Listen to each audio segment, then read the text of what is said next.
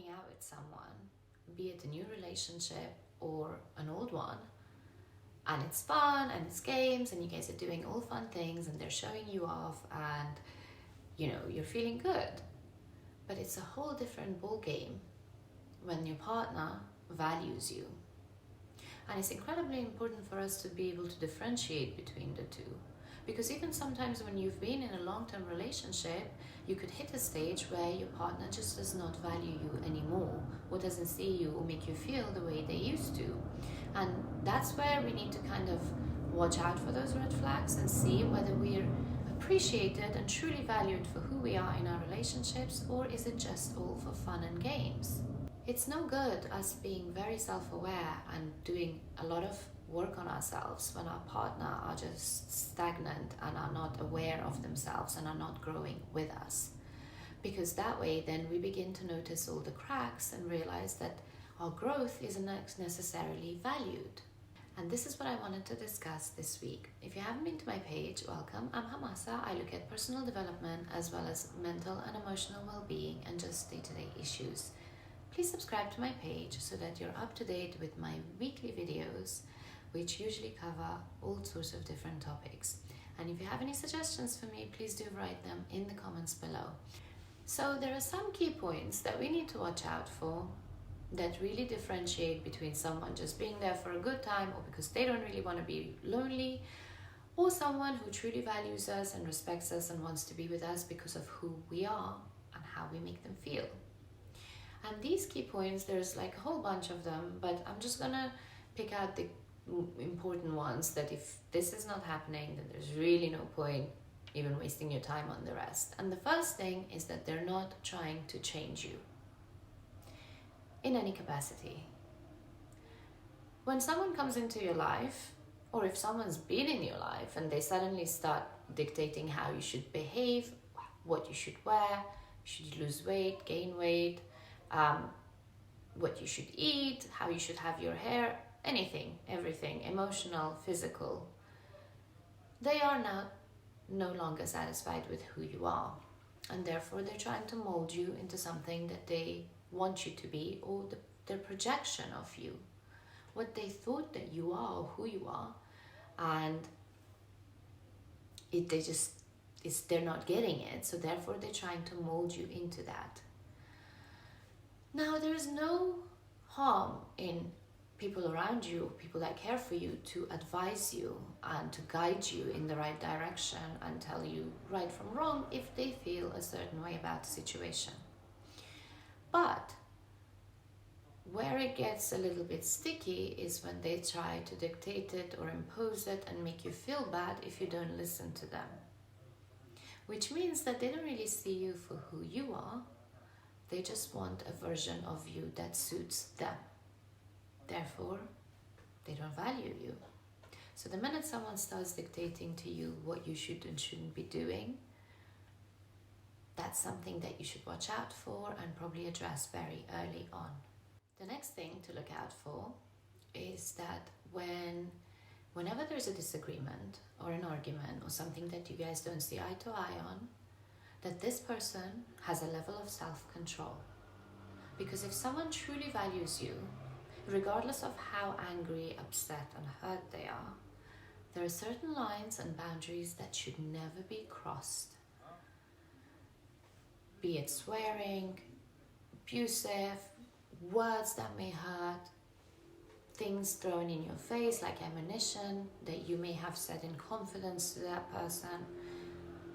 Any of those things that are your boundaries and they know that would truly hurt or trigger you, they're still in control of that, to understand that I don't want to hurt this person. I don't want to harm them. I'm upset, I'm angry, but I have self-control to know where to draw the line. And not just necessarily to you, but behind your back. So they don't go out to seek revenge. They don't go out to speak about you to other people, be it being harmful, trying to upset you.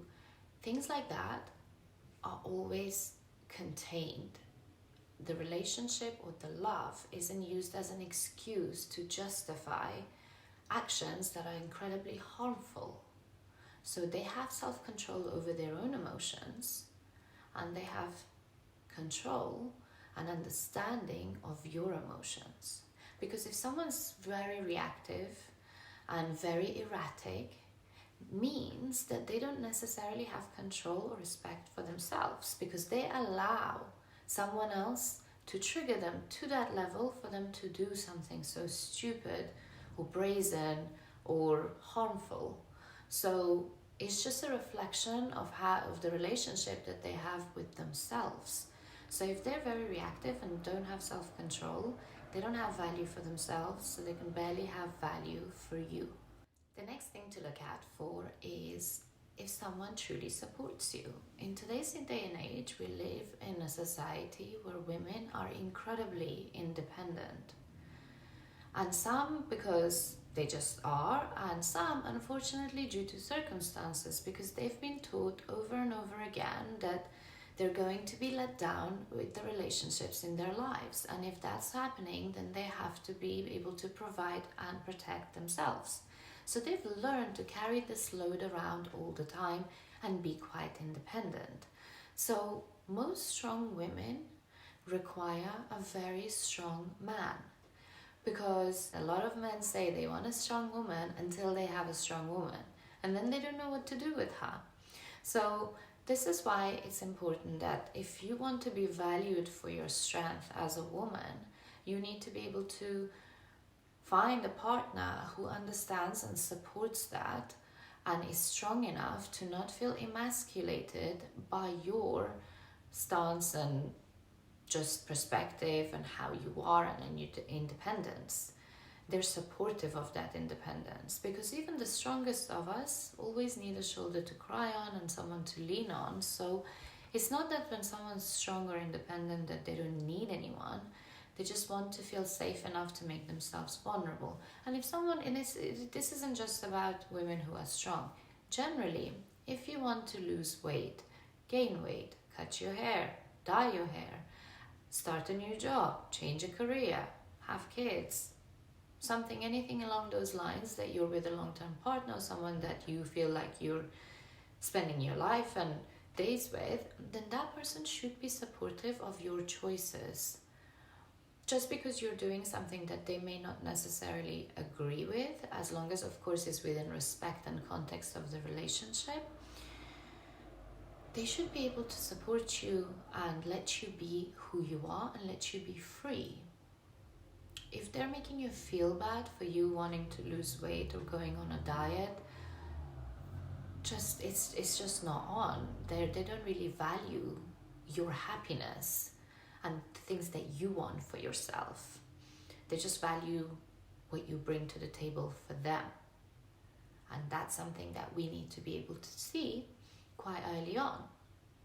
So if they're supportive of your work, life choices, hobbies, decisions, friendships, and things like that, then that's great. But if they're not supporting you and trying to, again, influence and change and make you feel bad, then they don't necessarily value you.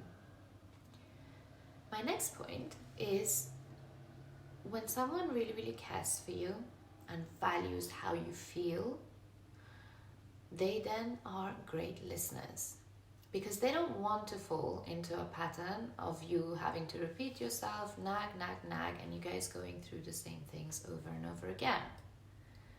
That happens a lot in relationships, but that's when your partner doesn't necessarily truly value your feelings and your emotions, and you're not getting validated.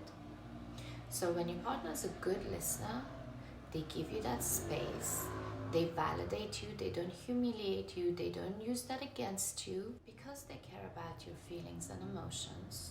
When you speak, they truly listen, and they listen to comprehend. They don't listen to respond. Because a lot of times people hear you speaking, but they don't listen to what you're actually asking of them or what it is that you're upset with. Because when someone truly listens, that then reflects in their actions afterwards. And that's where you can see whether someone values your word, your emotions, your feelings, and you.